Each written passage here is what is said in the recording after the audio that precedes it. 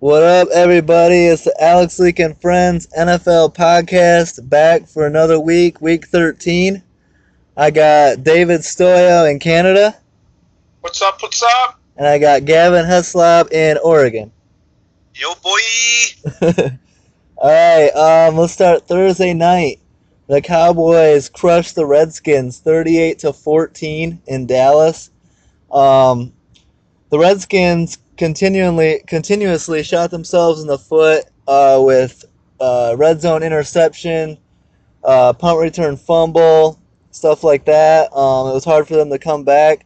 DeMarcus Lawrence had a big sack. He's up to 13 and a half on the season, a career high. He had a strip sack. Stoyo, what do you think of this game?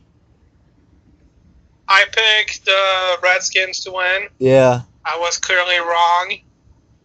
I give Dallas credit. I said they were out. They were done for the season, but they managed to win a big division game. No matter if you're out of the playoff, which are not out technically yet, but it's always nice to give it to your division rival.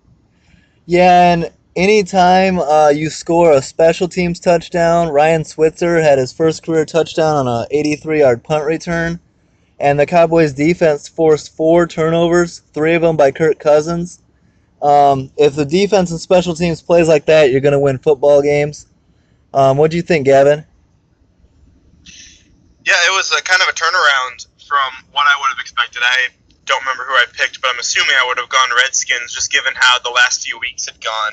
The Redskins had, over the previous 4 weeks, a win in Seattle, and then some really, really close battles with the Vikings and Saints, 2 of the better teams in the NFC, and then a thumping of the Giants. So I would have thought for sure that the Redskins would have come away, especially with Dallas being the total opposite, getting hammered by the Chargers and the Eagles and the Falcons in the 3 weeks prior. But somehow the Cowboys were able to turn it around on the back of Alfred Morris, because Prescott wasn't all that impressive in this game. It was definitely their running game that they stood on.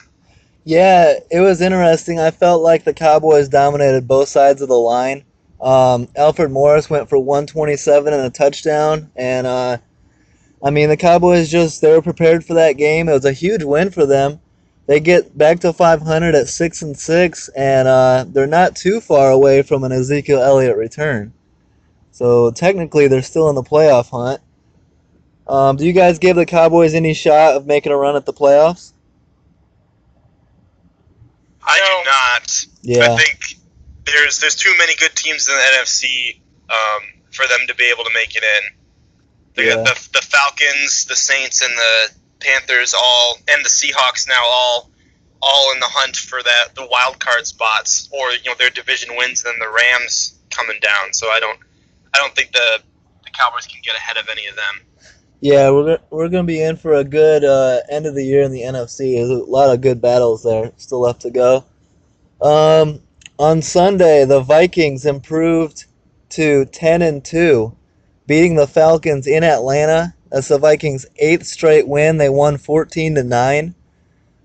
Case Keenum threw for 227 and 2 touchdowns. The biggest story of this game was Julio Jones being held to 2 catches for 24 yards, and he was pretty much shadowed the entire game by the Vikings star corner Xavier Rhodes.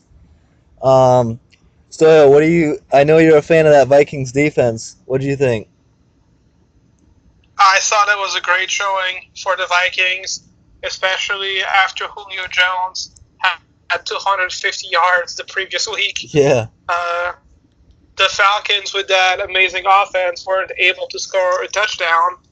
This just keeps proving my point how the Vikings have a really, really good defense. Yeah. It's just, I don't know. If you're Atlanta, you have to win those games, especially if you are trying to go back to the Super Bowl. That was a game they kind of had to win. Yeah. But it did not happen. Yeah, they fall to 7-5, and they're in a tough division, so it'll be tough for them. We'll see how they go. Gavin, what do you think of this game? Do you think with how good the Vikings are looking with Case Keenum under center. How far do you think that team can go?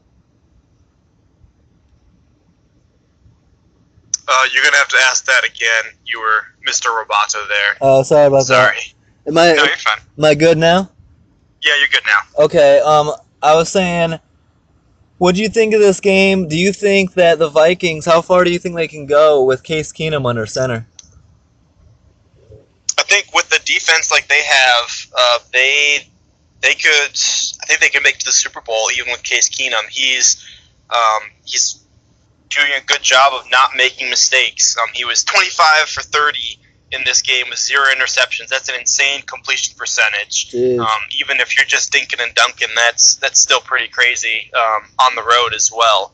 But yeah, I think I agree with Stoyo. It's this defense that really makes this team special.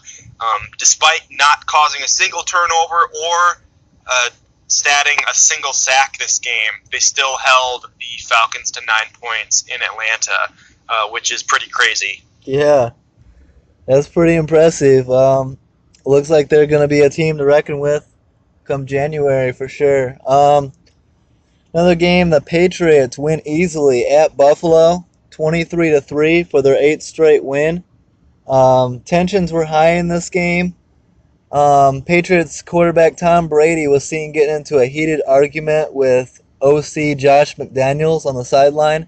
After the game, Brady says it's just football. Stoyo, what do you think of the Brady McDaniels moment?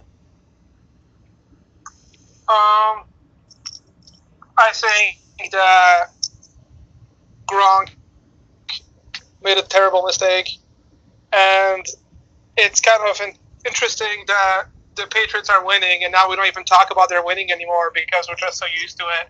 So we need to find different stories to come out of those games. Yeah. But yeah, football's football. Football is a rough game. Gronk should never have done what he did. But yeah, it's a division game as well. I put on Facebook after this game that if Cam Newton had blown up at his offensive coordinator the way Brady did, they would have crucified him. What do you think of that? Personally, if I was Brady, I would have told him that I'm Tom Brady, you're McDaniels, I made you. Who are you to criticize me? Yeah, he was open this time, but how often have I made that play? Yeah. I am like the GOAT, and yeah, you have to take criticism, but also you are the best player. And what happens during football game happens Yeah. in football. It's like they say in pickup basketball, what happens on the court stays on the court. Unfortunately, those cameras are going to catch everything. So, yeah. If I have to pick a side, I'm going to pick with the best QB ever versus a prima donna OC who had one of the worst head coaching gigs in the last decade or so. Yeah. Gavin, what do you think of Gronkowski's play? I mean, Gronkowski said he was frustrated, and after an interception thrown by Brady, he launched at Tre'Davious White after the play was over, after he was out of bounds, hitting him in the head. Tre'Davious White was placed in the concussion protocol after the game. Bill Belichick was heard saying to Bills coach Sean McDermott, quote, "I understand it was BS. I'm sorry, I apologize." What do you think of that Gronk play? Yeah, that was inexcusable. It wasn't as hard as some of the hits on the field, but given that the play was already over and that Gronk clearly was just trying to throw himself on the guy, he wasn't trying to just make sure he was down. He was trying simply to, exert force onto this other individual. It definitely deserved the 1-game suspension that he got, and I hope that it holds up. I can't see how they would bring it down, given how the other suspensions that they've given out this year for on-the-field hits have gone. So, yeah. But it was again, while the hit wasn't as bad, it was extra dirty, just given the circumstance. There's no need for that hit whatsoever. He wasn't trying to make a play. He was just trying to just trying to hit somebody. I don't think he was trying to hurt them necessarily, but he was trying to make them, feel a little something. Yeah, and I heard someone say, I believe it was today, that Gronk should be out. In the NHL, if a guy injures a player, he is out until that player returns. And I feel like that would be a good rule to implement in the NFL. If you're going to do something dirty and knock a guy out, your suspension should be as long as that guy is off the field. In this game, Tyrod Taylor injured his knee and did not return. Doctors say it's not serious, though. The Patriots win their 14th straight road game. It's the second longest streak all time behind the 1990 49ers, who had 18. And I have a feeling that things are going to be a little heated in 3 weeks when the Bills and Patriots meet again in Foxborough. What do you think will happen in that game, Stoyo? Well, Brady's record against the Buffalo Bills is 27-3 right now. So I'm sure he would like to make 28-3 for the remembrance. Yeah. Yeah, he's gonna win. If you only lost 3 games against Buffalo in your entire career, you're gonna probably dominate again. Yep. Speaking of a barn burner, the 2-10 49ers kicked their way past the 3-9 Bears, 15-14, on 5 Robbie Gould field goals in his first game against his former team. The Bears' all-time leader in points and field goals yelled at the Chicago sideline after making the game-winning kick.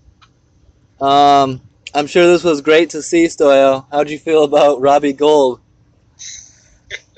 Well, I feel like all the Chicago Bears scored all the points at Soldier Field this weekend, so we should have won the game, right? Oh, wait, he's not there anymore. Good job, Pace. We replaced him with a guy that ended up shooting 60% for the year. Great ad there, Ryan Pace. Yeah, the Chicago Bears are just a shit show right now, and it's going to get worse. Much worse. Yeah, I mean, at this point, I could care less. Let's just win out and then get a high draft pick. What do you think? What do you think we should make moves as far as coaching and stuff like that? Who do you think should be? What do you think the moves should be going forward? I think that Fox should have been cut a long time ago. I think that he should have been cut the day after we lost against the Packers after a bye week. But that did not happen. Yesterday, I woke up, and the first thing I did, I Googled to see if Fox was fired, and of course he wasn't. At some point, I need to realize that the Bears are never going to fire a coach mid-season because they just don't do that. That's called the Bears way. But the Bears way does not work anymore. It has not worked in a long time. You need to clear out everything. Yeah. I don't want Pace. I don't want Fangio. I don't want Don Loggins. I don't want Fox. I don't want Ted Phillips. I want everybody out, and we need to start over again. We're going to get another top 10 draft pick, and I don't think Pace is a good enough GM to make the correct decision. Last offseason, he told us this was the last time we're going to be drafting in the top 10. And here we go again. Yeah.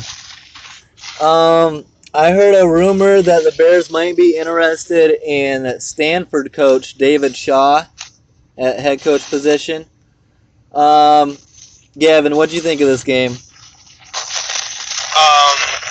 I actually did not get to watch this one, so I can't speak to it in great detail, but it's got to be pretty painful for the Bears to have Robbie Gould being the one that that beat them essentially, and he has every right to be yelling at them on the sideline because the time he put in there and all the the leading scorer, like you're saying, to not re-sign him, but I guess that a business decision that did not turn out. But I think the bigger story in this is it's Jimmy Garoppolo's first start for the 49ers. He he played pretty well against what was a pretty good Bears defense this year. I think they were 28th against the pass going into this game. And he didn't score any touchdowns, his completion percentage was relatively good and only one interception. So I think the 49ers might have a quarterback they can work with at least for the next few years at least. If this game is a sign of every other game he plays. Yeah, I mean that's how it works in the NFL. Yeah, they were 1-10 up until this game, and then they start Jimmy Garoppolo, and he's 1-0. So can't be too upset about that if you're a Niners fan. Another game, the Packers found a way to beat the Bucs in overtime, 26-20, on a Aaron Jones game-winning touchdown run. The Packers improved to 6-6. Packers played pretty well. Rookie running back Jamal Williams rushes for 113 yards and a touchdown. The offense, Brett Hundley didn't have a great game. The Packers' offense was booed throughout the game, and they're obviously missing their star quarterback, but their defense stepped up. Clay Matthews got 2.5 sacks, and they got a 62-yard fumble return for a touchdown by a defensive lineman, Dean Lowry. Jameis Winston came back for this game, and so looking at it, I would have liked to think the Bucs could get a win, but Green Bay stays alive. Gavin, what do you think of the Packers going forward? Aaron Rodgers is close to coming back. Do you think they have a shot? I think it's the same as with the Cowboys. The NFC is such a tight race there for the wild card spot. I don't think that that they will be able to win out enough in order to be able to push all those other guys out of a wild card spot. But if they can keep winning games against inferior opponents like this, it's kind of scary that Brett Hundley can underperform like he has been, and they can still win some games. And they have got a first ballot Hall of Famer just waiting to come back from injury to turn this team into a dominant force. Absolutely, and this next week they'll play the Browns, and that's an opportunity to get over 500, get to 7-6. So you never know. Stoyo, what do you think? I know that the Bucs were supposed to be, preseason Super Bowl contenders, sitting at 4-8. That's a pretty disappointing season. Yeah, absolutely. Their QB wasn't healthy for most of it. They even added D-Jax to make their offense even better. Yeah.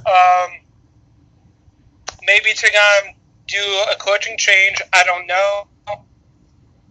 I don't know what needs to change over there, but... Something, obviously. Something needs to. Yeah. They have a great defensive tackle. I thought their coaching was okay. Yeah. I don't know what we do there. Their offense should keep you in most games. I think that you got to protect. I would focus on the lines. I would focus on the offensive line, protecting Jameis, and try to improve that defense somewhat. Another game, the Titans get a home win, improved to 8-4, beating the Texans 24-13 for their 6th win in their last 7 games. Tom Savage in this game, the Texans quarterback, throws a career-high 365 yards, but it's not enough for the win. Marcus Mariota had a good game, 150 yards, 2 total touchdowns. The game was closer than the score would suggest. Gavin, the Titans improved to 4-1 in the division. They're tied with Jacksonville. Do you think that they can get past Jacksonville? Yeah, I think so.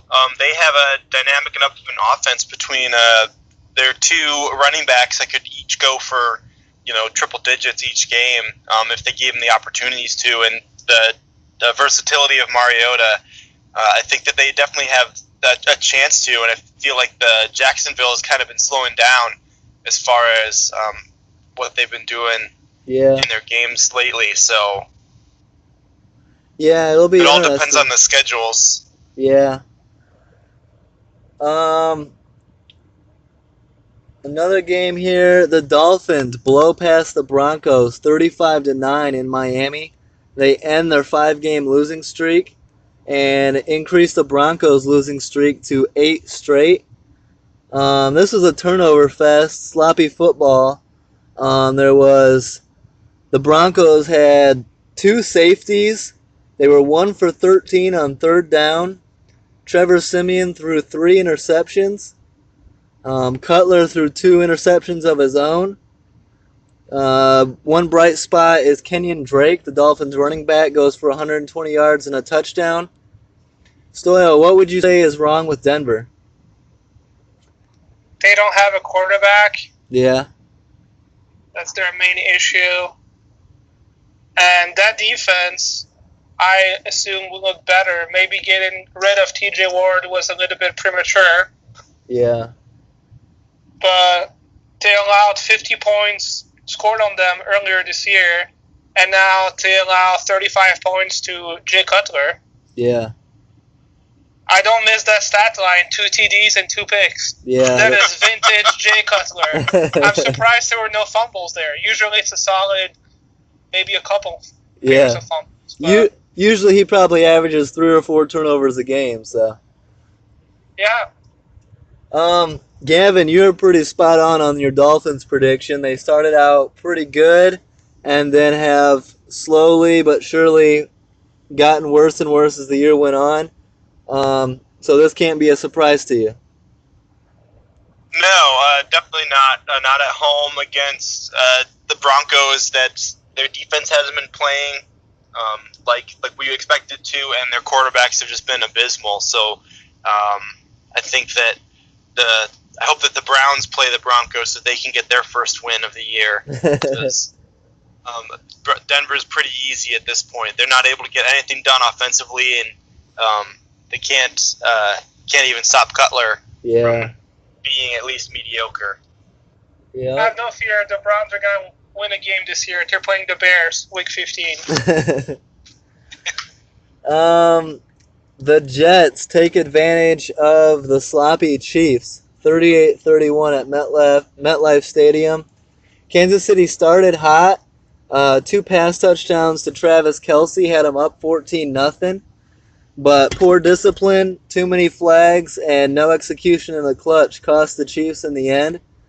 I mean, Alex Smith throws for 366 and 4 touchdowns, but it's not enough.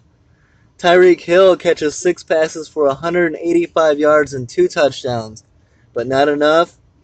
And Marcus Peters lets his emotions get the best of him by the ref threw a flag for defensive holding, and Marcus Peters picks up the flag and throws it into the stands. He was then escorted to the locker room, only to find out that he hadn't been ejected. This game was just a shit show for the Chiefs. Stoyo, what do you make of this? What's going on in Kansas City? I found that play very entertaining, first of all. I've never seen anyone do that. The fans were so happy and were taking selfies with the flag in the stands. That would be such a souvenir to have. Yeah. How many people have caught home run balls, but you can say, I have the only flag that's been thrown in the stands. But yeah, Kansas City, I don't know what to say anymore. Andy Reid did not call the plays this game. Really? And I thought it was going to be a change of pace. They started out hot, and then they let Josh McCown and the Jets beat them. Yeah. Yeah. Kansas City got hot at the wrong time, I think. And September and October seems a long time ago. They are spiraling down, and they might even miss the playoffs now. Yeah, after starting 5-0, sitting at 6-6. Gavin, I don't think that they're ready to make a quarterback switch to Pat Mahomes, who they drafted early and high in the drafts. I don't know. What do you think that the Chiefs can fix whatever's going on in time for the playoffs? I think I don't think it's a quarterback. I mean, you look at what Alex Smith did in this game, and he threw for 360 yards and 4 touchdowns. Yeah. No picks, and was the leading rusher on the team. Jeez. So I don't think that the quarterback is where they need to look. I mean, you said it earlier. They let Josh McCown throw for 300 yards on them, and so I think that automatically tells you that it's the defense that's the issue. I know that they're missing their star safety. I'm not sure what other injuries they might be dealing with, but they need to find some way to stop other teams from scoring, because they don't seem to be having a major problem with that. But the other team just can't score more than that. Yeah, I hear you. Yeah, I don't know. Kansas City's got their work cut out ahead of them. They made the move to bring in Darrelle Revis, but that didn't really help. Stoyo, Jaguars easily handle the Colts 30-10 in Jacksonville to stay atop the AFC South. This is the first time they've swept the Colts since 2002. Blake Bortles threw for 309 and 2 touchdowns. Jaguars are looking good at the right time. They are. It's easy to beat the Colts with Andrew Luck. Yeah. I have no idea what's going to happen. I think ownership is upset with him. You guys think there's any possible way that he's going to be traded? Who's that, Luck? Yes.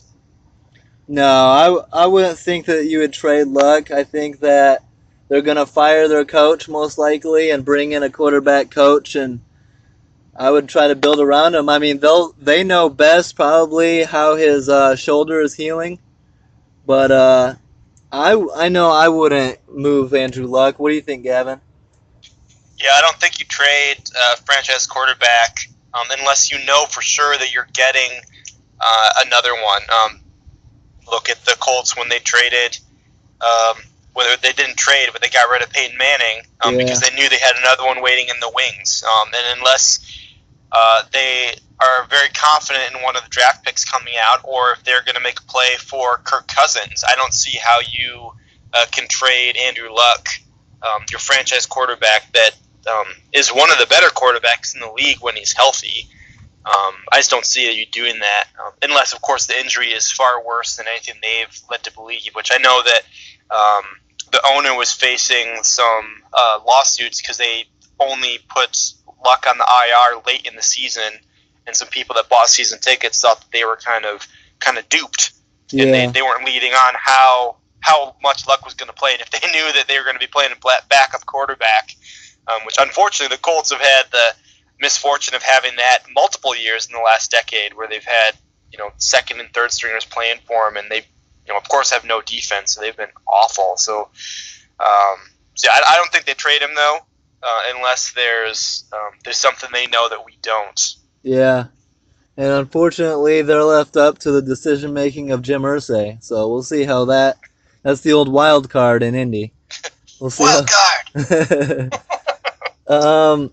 Here's a game. The Ravens blow past the Lions 44-20 in Baltimore. That's the Ravens' third straight win. They seem to be getting going at the right time. The Ravens came into this game ranked 31st on offense, but ranked the best in the NFL with 26 takeaways. Flacco threw for 269 and 2 touchdowns. Stafford outthrew him with 292, but turned the ball over twice and re-injured his throwing hand. X-rays were negative. A big game from Eric Weddle, the Ravens safety, had a 45-yard interception return for a touchdown and a sack forced fumble. The bad news is the Ravens lose starting corner Jimmy Smith with an Achilles injury, likely out for the season. Big win for Baltimore, fighting for the wild card, but a big, devastating loss for the Lions' playoff hopes. Gavin, what do you think going forward? Yeah, I think it's is as important. I think it was more devastating for the Lions loss-wise as the win was for the Ravens. The NFC being the more competitive out of the two, and with the Vikings playing as well as they have been, I don't see the Lions catching up to them unless the Lions win out and the Vikings lose out moving forward. I don't see the Lions making the playoffs this year. Yeah. I'm throwing in the towel as far as my hopes and dreams go. But I'm just happy that I had that hope for the first 10 weeks, because as a Lions fan, you don't always get that. What would you say? I mean, I wouldn't think that this team is too far away from making a push to the playoffs. What are the minor changes that you would make this offseason to get them over the hump? We need to be able to have a more dynamic offense. We aren't utilizing the running backs in the pass game like we had been. This game, you saw more of it. You saw Riddick actually utilized out the backfield like we had been last year, but we also are missing Abdullah. So I wonder if he's not as good a pass catcher as we thought he was when we had drafted him, and what he was certainly touted as coming into the league. But we need. I don't know if we need to sign Le'Veon Bell essentially at the end of the season, so we can have a pass catcher and a runner. Because without a running game, where it's all on Stafford's shoulders, we're also trying to keep him not be such a gunslinger like he was starting out, which has worked well for him. But he also needs somebody to someone to take the load off his shoulders in the running game. I think that's the offensive woes, and then we need to be able to put more pressure on the quarterbacks. No sacks again this game for the Lions, and you can't win games if you can't put pressure on the quarterback. If you can't force turnovers or take them out of the play. Like going into this, beginning of the season, we were one of the better defenses, but we also had the most takeaways by a fairly large margin. And I'm pretty sure week 4 or 5, I was saying that we're not going to be able to sustain this. And sure enough, we haven't kept that turnover margin up. And as the season's gone on, we've continued to lose games. So we need to put more pressure on the quarterback, and we need someone that can run the ball more effectively than Riddick and Abdullah. I would agree. I think that part of the problem might be not having that running game can lead to the offense not being able to stay on the field as long, and then that puts more pressure on the defense, puts them out on the field longer, and kind of wears them out. And maybe you're seeing that as the season goes on, that the defense is getting tired and getting worn out. And I would agree that the Lions, there's some pretty good running backs coming up in this draft, and that might be a first round or a high priority something to address for Detroit. What do you think, Stoyo? Are you big win for the Ravens? The Ravens have the Steelers coming up this next week. Big opportunity for them. Are you a believer in the Ravens? No. It's going to be a big division game, but the Steelers are hot right now. I think that Big Ben wants to go out on top. He wants to get one last ring. I think the Steelers are clicking right now.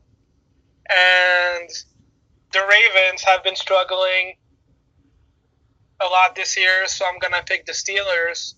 But it was a definitely big loss for the Detroit Lions because it brought them down to 500.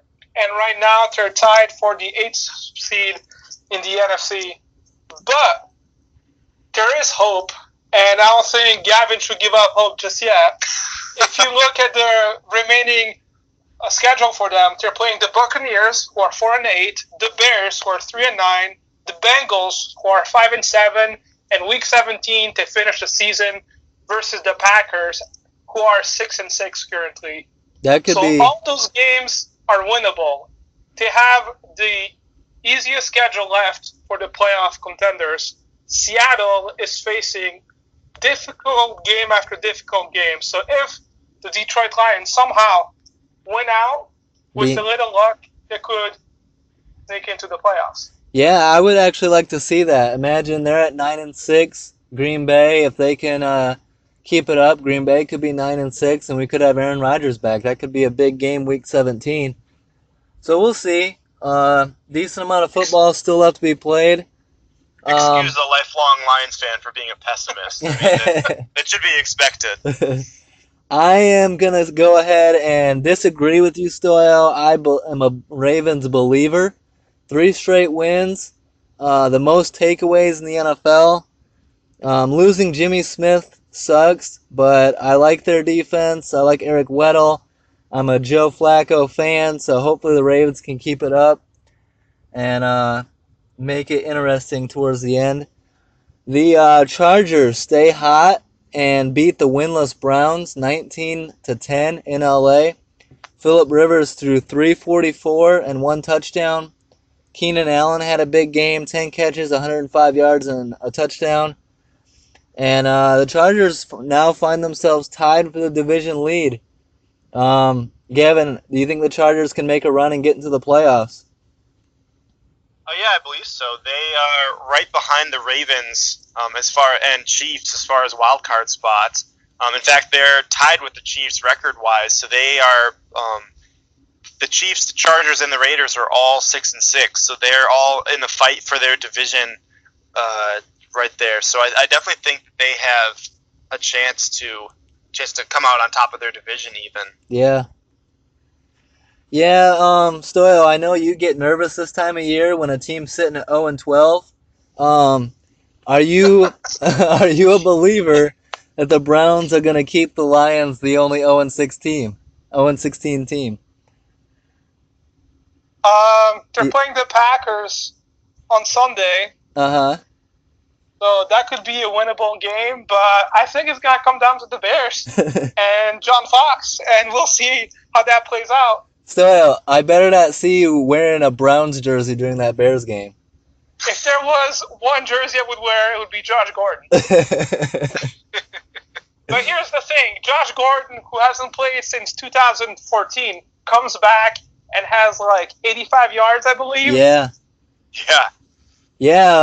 Congrats. He's going to destroy our secondary. I am legitimately afraid. Congrats to the Browns. I mean, I think most people had ruled Josh Gordon's career over with. So for him, good job, Josh Gordon, getting back on the field. I mean, he's got to be clean now. He's got to be passing his tests. So more power to him. You think he would have been after, the first or second suspension that he got? He had different priorities at that time. Oh, okay. Yeah, but it's never too late. I'm always for a second, third, or fourth chance. Yeah. And he's back onto the field, and I'm looking at you, Justin Blackman. It's never too late. Maybe Johnny Manziel can come back. They can make a suspension team. But Josh and Justin Blackman had above-average talent, as in Johnny Football. Yeah. Not so much. Also, I want to point out that Keenan Allen is the first player in NFL history to have 3 straight games with 100-plus yards, 10 catches, and a touchdown. Damn. Wow. I'm a Keenan Allen fan. As long as he can stay healthy, he's a star. He's a beast. Yeah. After this game, Browns coach Hugh Jackson said that the team will be looking at a quarterback early in the draft. So they're kind of already making their statement that Deshaun Kaiser's not the guy. And it would be it would be perfect. It would be so Browns for them to draft Baker Mayfield, the closest guy to Johnny Manziel, coming out. So the Raiders power passed the Geno Smith-led Giants 24-17 in Oakland. As we all know, the Giants benched Eli. They started Geno Smith. It didn't go well. Derek Carr threw for 287 and a touchdown. Marshawn Lynch has his best game of the year, 101 yards and a touchdown. The Raiders defense forced 2 Geno Smith fumbles. On Monday, the Giants were not happy. They fired GM Jerry Reese and head coach Ben McAdoo. I was kind of hoping to see the Bears doing that, but I'll take it if it's the Giants. Eli Manning expected to start Week 14. Stoyo, would you, if you were Eli Manning, would you be excited to start your new starting streak at 1 on Sunday? No, I would be upset, but you have to come to terms. They're going to have a new coach. Yeah.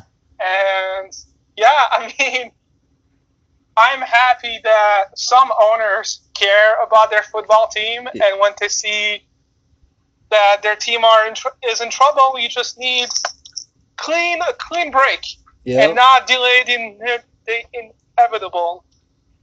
So, something the Bears should do, but, let's not go back there. Yeah, I mean, it's nice as a fan base to show your frustration and feel like your voice has been heard. And that's definitely not happening in Chicago. The Giants fans must be somewhat happy that they got Ben McAdoo out of there. What do you think, Gavin? Do you think that was the right move? Yeah, it was the right move. It was just a week too late. Yeah. As soon as I had been ownership and I had heard that they were going to bench Eli, I would have. And there was grounds for firing even before this week. So I think when I heard that they were going to disrespect Manning like that, unless that call had come down from the ownership, I would have axed McAdoo back then and said, nope, our new coach is going to start Eli Manning, and just prevented this whole week's fiasco from even happening. It was an end to a streak that there was no need to. They weren't trying out their new young talent that they were trying to see what they had. There was a guy they were just trying to kick the treads on, which everyone except for Ben McAdoo apparently knew wasn't going to get them the win. So I think it was definitely the right move. I think it was just a week too late, and hopefully what they've done, maybe they can they can still keep Eli Manning around and not have him demanding any more trades or anything like. Yeah. The Raiders got the win in this game. They improved to 6-6, so we've got a 3-way tie ahead of the AFC West. Chargers, Chiefs, and Raiders all tied at 6-6. Let's make our predictions. Who do you got winning the division? Stoyo. I have the Chargers. What do you think, Gavin?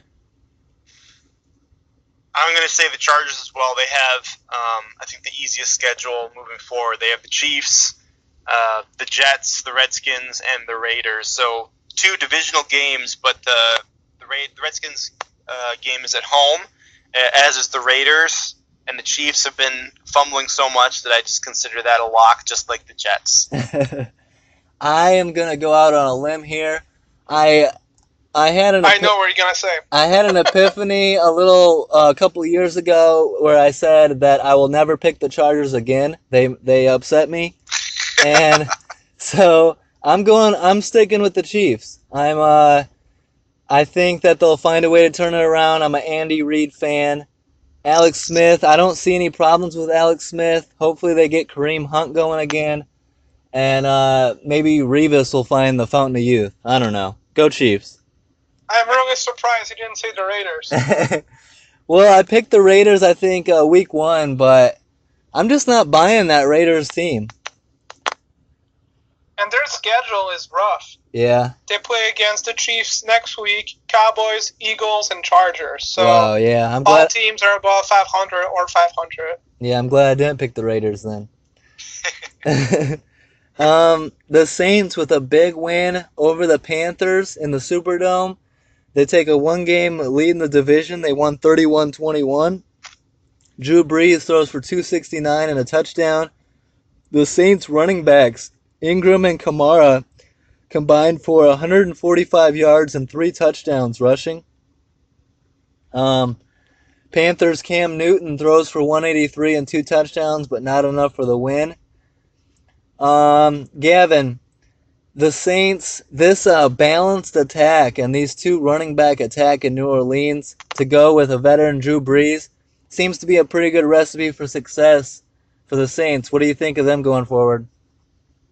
Yeah, I think the combination of Kamara and Ingram is a perfect combination for Brees, because not only are both of those guys pretty good between the tackles, they're also good receivers out of the backfield. If you remember, earlier in the 2010s when Darren Sproles was on Yeah. the Saints, and how dynamic of a weapon he was for Drew Brees. Brees now has that in Kamara, and then Ingram is also great out of the backfield. So you've got those dynamic weapons. Like I was hoping that the Lions would have, that would have someone that could run, with the ball in their hands, hand it off, or catch and dump offs from the quarterback. So you can have play action and still go to the running back and still get plenty of yardage, and Drew Brees doesn't have to be chucking it all over the place now. Yeah. Yeah, I think a good running back like that Detroit might be interested in would be someone like Saquon Barkley out of Penn State, something like that. They need a good pass catching back. Stoyo. If we trade up him, I'll be so angry. It's not worth it. Yeah, trading up is always. The Bears are good. Bears know that trading up is good. Stoyo, Panthers fall to 8-4. They're in the hunt for the wild card. Do you think the Panthers can still find a way to get in the playoffs? Yeah, I do. I mean, they're 8-4. Yeah. It's a lot on Cam Newton. Greg Olsen came back, even though he didn't play too much. But that defense needs to step up. Yeah. I'm a bigger fan of the Saints right now. Yeah. I think they're one of the most complete teams in football, and they're scary. Yeah. Once Drew Brees can act, quote-unquote, as a game manager, you're doing something right. Absolutely. The Rams double up the Blaine Gabbert-led Cardinals, 32-16 in Arizona. The Cardinals outpassed, outrushed, and outgained the Rams in yardage, but the opportunistic defense capitalizes on Cardinal mistakes, gets the W. Jared Goff throws for 220 and 2 touchdowns. Rams running back Todd Gurley goes for 158 all-purpose yards. And their linebacker, Alec Ogletree, took a Gabbert interception, 41 yards for a touchdown.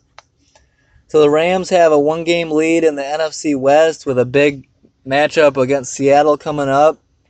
Gavin, what do you think? Do you think the Rams can win the division? Let me look at their schedule here. I think they can. They have their offense has been tooled in such a way that they could run the ball, they can pass the ball. Their defense has been playing pretty well.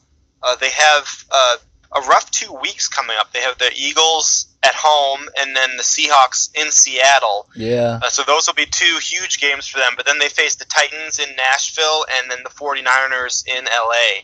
So I think that at least 2 of those I would consider to be a lock. Mm-hmm. So I think that they definitely have a chance to win out. They're 1 game ahead of the Seahawks right now. So I think they definitely have a chance, especially if they can win their game against the Seahawks. That would be the real telling sign if they can win in Seattle late in the season. Yeah. Yeah, that'll be a huge matchup. Stoyo, what do you think of the Rams? Do you think they're still one of the best teams in the NFC? I believe so. Yeah. The thing about the NFC is there's no clear best team. Yeah. In the AFC, the Steelers and the Patriots are a step above everyone else. But in the NFC, I feel like the Vikings, the Eagles, the Rams, the Saints, maybe even the Seahawks can be considered one of the top teams. Yeah. So we'll see by the end of the year. I'm intrigued how the playoff seeding is going to work. It could go a lot of different ways. Everyone is kind of close to each other, except for the Vikings. Yeah. And yeah, we'll see. I think they're gonna win their division. They do have kind of a tough schedule, but Seattle's schedule is more challenging, in my opinion. Yeah. And they have 1 game lead on the Seahawks, so they should probably win out. Yeah, I mean, even if you say there's 2 wins there, even if the Rams lose, so let's say the Rams get swept by the Seahawks this year, they're still on pace to win 11 games, and the Seahawks would have to win out to get to 12. If the Seahawks get to 11, they'll obviously have the tiebreaker, but regardless, it's going to be interesting, and that's going to be a huge game in Seattle, and a huge game this week against the Eagles. I think the story has yet to been written for the Rams, and it's going to be the pressure is going to be on McVay to prove that he's coach of the year and get the Rams in the playoffs for the first time in a little bit. Yeah. I just want to point out that Larry Fitzgerald with this game moves up to number 4 in the all-time receiving yards list and is only 25 yards away from Randy Moss. Damn. So he's and only 667 away from T.O., who's number 2, and only 7,628 yards away from Jerry Rice. He's right there. He's got it. Let's keep it up, Fitzgerald. Play till you're 50. But that's sweet. Larry Fitzgerald, he's been doing it for a great level for a long time. With inferior quarterbacks for a large chunk of it as well. Yeah. Which I think is even more pointing to his greatness just in general. Are you telling me Matt Leinart isn't an all-time great? I mean, not in the NFL. Probably somewhere else. All right. Sunday night, we had a shocker. Well, not really a shocker, but a great game. The Seahawks surprised the red-hot Eagles 24-10 in Seattle. Russell Wilson gives an MVP performance in this game. It was a must-win for Seattle. He throws for 227 and 3 touchdowns and no turnovers against a solid Eagles defense. Carson Wentz threw for 348 and a touchdown, but had 2 turnovers as well. And the Seahawks prove once again how difficult it is to win in Seattle late in the year. They've lost Richard Sherman and Cam Chancellor, but that defense still looks good. They're still getting pressure. Stoyo, do you believe that the Eagles are the best team in the NFC, or is the door open for someone like the Vikings or Saints to get up there? I think that the Eagles are a young team. To have the second-year quarterback who has no playoff experience. Mm-hmm. The Seahawks are a veteran team who have been there before, and now each game becomes more precious. I was definitely happy to see the Seahawks beat the Eagles. I was cheering for them. Yeah. I think it's amazing that they were able to keep one of the best offenses to 10 points with half of the Legion of Boom missing. Yeah, it's incredible. I need to give Pete Carroll a lot of credit there and the players. Yeah. Missing Cliff Averill as well. Yep. Yeah. A lot of injuries in Seattle. Gavin, what do you think? Do you think the Eagles are still on pace to be the 1 seed and the best team in the NFC, or do you think they're vulnerable after that loss? I don't think that I don't know that we really learned anything with this loss. Yeah. I think anyone that's watched the NFL for a while knows what it's like to play in Seattle, and the veteran team that Seattle is. I think a tough game certainly would have been expected. I'm a little surprised given the injuries they had that the Eagles didn't score as much as they did, but Yeah. I'm not discounting the Eagles for anything they've done leading up to this game so far. They do have they play the Rams this week in LA, and they play the Cowboys at home week 17, which will be big divisional games. But they have the Giants and the Raiders, with the Raiders playing in Philadelphia. So I don't think that they'll have any issues with those games. So I still think they're going to win their division. Yeah. That's a question. As far as they might be able to get knocked out of the 1 seed though by the Vikings. They've just been playing so great so far. I think I would credit them with being the best team in the league so far, with Case Keenum playing like one of the better game managers we've seen, and their defense just being top notch. Yeah, and what does that say about Jeff Fisher's ability to get the most out of his quarterbacks when last year in LA he had both Jared Goff and Case Keenum? So. Yeah, I mean, it just shows you the importance of your coaching staff. You bring a quarterback guru in to LA, and they turn around, Jared Goff and Case Keenum. They have a much better defense in Minnesota than they had in LA. They also have better offensive weapons too. Oh, absolutely. They didn't have really anyone to stretch the field. And Kenny Britt was their best receiver last year. And you see how well he's doing I think he's in Cleveland now. That's how little he's doing. I don't even know where he is.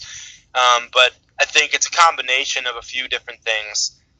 But yeah, Jeff Fisher sucks.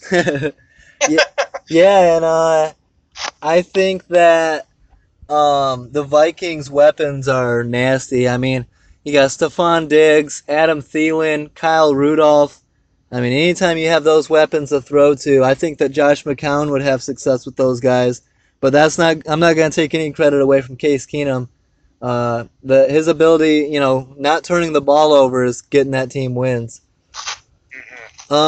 Monday night, we had a hell of a game, a very physical game. The Steelers get a comeback win in Cincy, 23-20. I loved this game. I thought it was the most physical game I've seen since the Steelers and Bengals played in the playoffs 2 years ago. Chris Boswell kicked the game-winning field goal as time expired. Ben Roethlisberger threw for 290 and 2 touchdowns. Andy Dalton threw for 234 and 2 touchdowns, but it wasn't quite enough. The Steelers running back Le'Veon Bell has a big game, 182 all-purpose yards and the touchdowns. The injuries and flags were aplenty in this game, and they were followed by suspensions. The Ryan Shazier tackle suffered a scary spinal injury, and that was pretty crazy. He was taken to the hospital. The good news is he has feelings in his extremities. Stoyo, what did you think of this game? What did you think of Ryan Shazier's tackle? It's very unfortunate what happened. Yeah. You're not supposed to lead with your head. Yep. And I wish him the best. It looked really awful on the field. I hope he can get healthy. At this point, football should not be his priority. Yeah.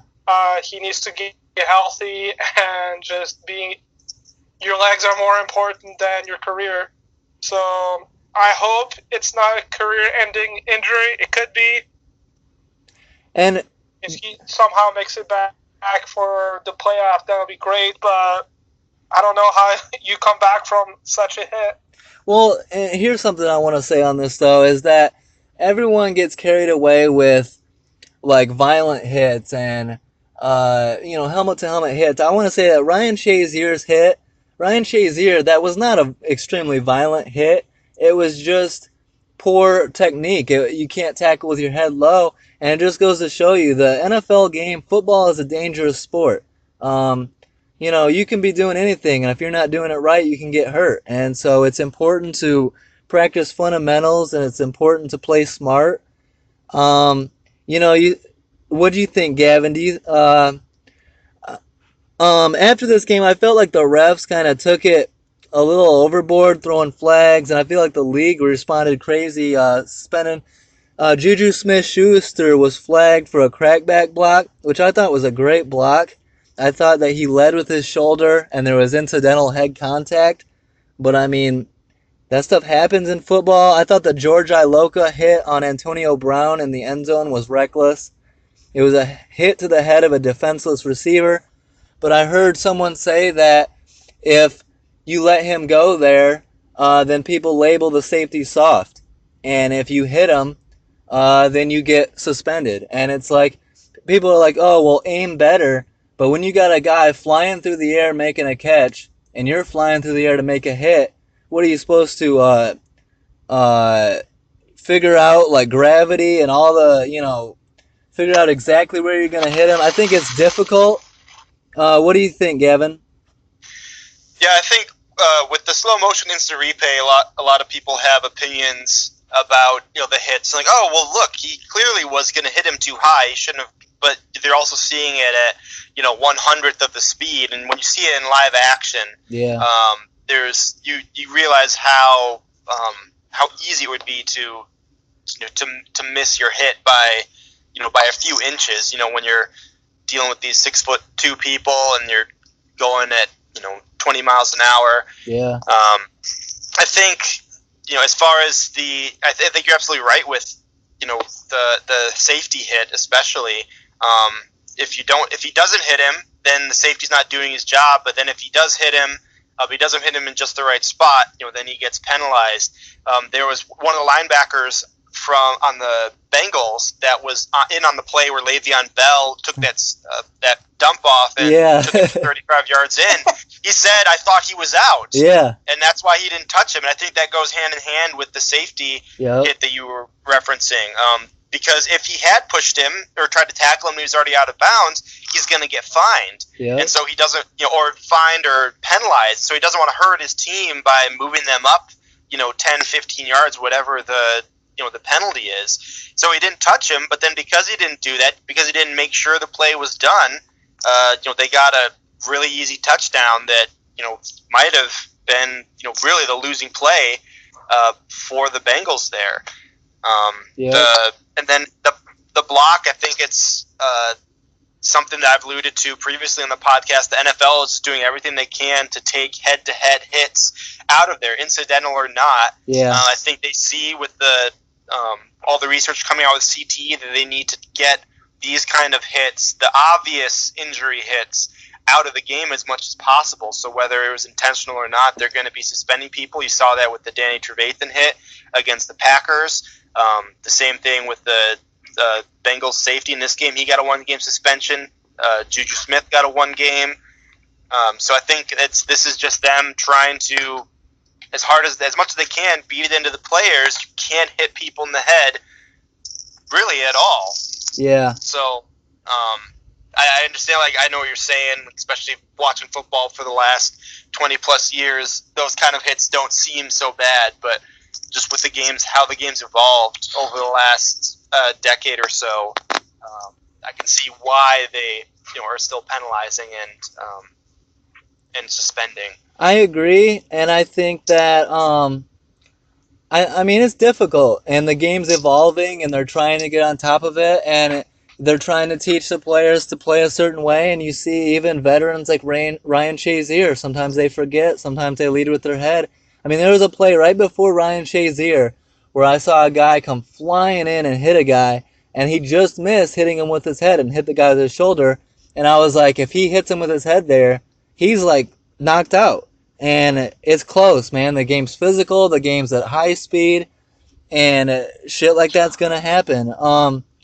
In the post-game interview, Roethlisberger was asked what he thought of the violence of this game. They were clearly trying to, get something out of him, and his response was short and sweet. AFC North football. It's violent. It's the two teams hate each other, and, stuff happens. I was not a fan of the ESPN announcers, the way they handled this. Sean McDonough and John Gruden were very critical of the refs and the players during this physical game. I agree that injuries are serious, and you gotta, be careful with that stuff. But they were trying to label Juju Smith-Schuster dirty for that block. They were saying the refs have lost control of the game and blah, blah. And I just think that, if you are watching this game and you love the game, you love intense and physical football like that, and you want it to happen and everyone stay healthy at the same time and no scary injuries. And it's a fine balancing act. What do you think, Stoyo?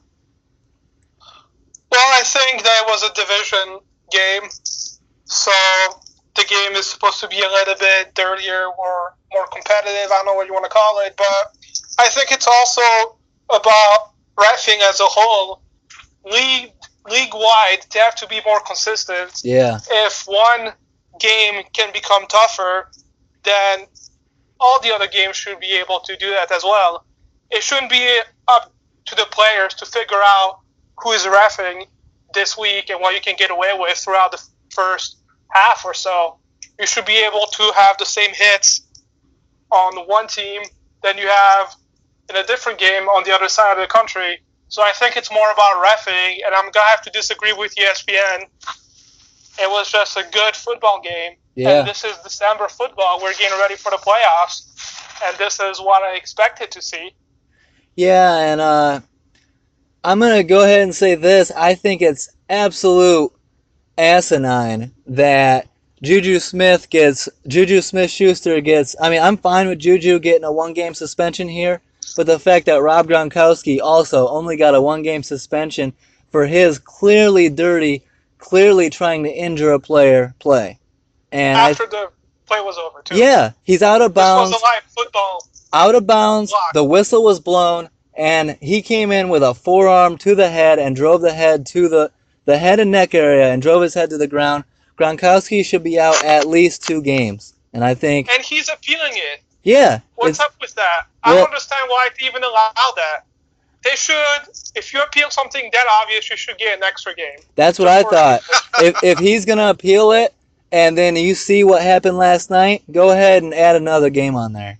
The Patriots, everyone thinks the Patriots get favoritism anyways, so, punish them. Gronk's a huge guy. You can't have Gronk doing that kind of stuff to rookie players first coming in the league. It's just unacceptable. This is not Vegas, Gronk. Yeah. You're on national television. Can't have that. Gavin, you have anything more you want to add? Yeah, I mean, on the Gronkowski vein, I think his hit was less lethal than the hit on Antonio Brown. Yeah. I understand that it was the whistle had already been blown, but you see people make hits after the whistle's been blown before. I mean, I've already said I think it was a really dirty play, and it was definitely afterwards, and he clearly was just intending to jump on the guy, and he wasn't, trying to just, I'm going to make sure he's been touched and that he's down. Yeah. There's clearly some other intent there, but I think you're getting into a real gray area as far as trying to... Like intent? Yeah. Right, exactly. I don't think that, this wasn't an Ndamukong Suh move where he was just trying to hurt somebody, I don't think. He was definitely trying to put all his weight on him, but I don't think that, he didn't pile drive him or anything like that, whereas these helmet-to-helmet hits are way more dangerous and way more of a PR nightmare than what Gronkowski did. Yeah, I don't quite agree with the Patriot favoritism as much as you do, especially in this situation. I think that he got a 1-game suspension, just like all the helmet hits got 1-game suspensions. So I don't see a discrepancy there, but yeah, I'm not a Patriot or a Gronkowski fan, so I'd like to think that I'm unbiased, but maybe I'm just trying to start a fight. Well, I guess what I'm doing here is I'm taking it a step further and trying to judge intent, and that's I shouldn't be doing that. As fans, we shouldn't try to judge intent of these players. It's a physical enough. It's a difficult game out there. So, what was that quote you had from Thomas Jones, Stoyo? It's hard to judge the intent of these guys in the middle of a nasty fight out there on the field, a nasty game. I have it right here. Yeah, what was that? Former great Bears running back Thomas Jones. Football is an irrational game. The dark places you go mentally are undescribable. Makes the nicest guy a complete savage.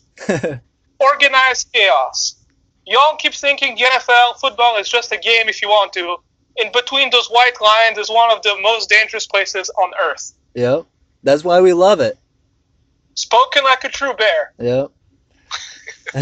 All right. Well, back in the day, bear. Nowadays, bears, I don't know if they would speak that way, but all right. Thursday night. Let's do prediction time. The Saints at the Falcons on Thursday night. This is going to be a hell of a game. 9-3 Saints at the 7-5 Falcons. Stoyo, where do you see this game going? I lost faith in the Falcons, so I'm going to go Saints. All right. What about you, Gavin? I got Falcons in this one. I think coming off that tough loss, they're going to face an easier defense at home. So I think Falcons are going to come out on top this one. Yeah, I'm going to make a bold prediction here. I got the Falcons responding. There's a little bit of hate here between the Saints and Falcons. And I think Julio Jones is pissed off. I'm predicting 200-plus yards from Julio Jones. Ooh. Wow. Bold statement. Yep. I would have picked the Falcons if they still had Shanahan, but since they don't. Hopefully Sarkisian's laying off the shots in this one. All right. Oh, man. A big game on Sunday, the 6-6 Raiders at the 6-6 Chiefs. Where do you see this one going, Stoyo?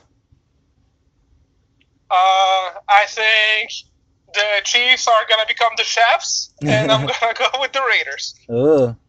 All right, Gavin? Yeah, is Crabtree's suspension, was it reduced to 1 game or did it stay at 2? It's 1 game. 1 game. One yeah. game? All right, then I'm gonna go Raiders. Ooh. Because they should get him and that other guy from Bama, whose name I can't think of Cooper? now. Amari That's Cooper. the guy. They should have both of them back for this game. Nice. I think you're both crazy picking a team to win in Arrowhead. I got the Chiefs. But I mean... You mean like the last 3 times that people have played in Arrowhead? Yeah. It's about time like the Giants that won in Arrowhead? Let's not talk about the past. We're looking towards the future here. I got the Chiefs finally fixing whatever the hell's going on there. Vikings 10-2 at the Panthers 8-4. Big game here. What do you think, Stoyo? I'm gonna pick the Vikings. Nice. Yeah, it'll be a tough game. Tough game for Cam against that defense. What do you think, Gavin? Vikings for me as well. The Panthers, especially with the loss of Benjamin, have not been utilizing a lot of different players. Yeah. It's been 3 or 4 different guys catching balls from Newton. I think it's going to make it easier for an already elite defense. Yeah, I'll go Vikings on this one as well. Vikings are looking good. Eagles 10-2 at the 9-3 Rams. Another huge game. Where do you guys see this one, Stoyo? I was a little bit disappointed by the Eagles last game. So let's see if they're going to bounce back. I'm gonna go with the Rams on this one. Nice. What do you think, Gavin? I got Eagles. I think they'll bounce back. Yeah, I got Eagles as well. I think they bounce back, get a big win. I think the Vikings showed us a little something by beating the Rams. Showed us how to do it. We'll see. 8-4 Seahawks at the 8-4 Jags.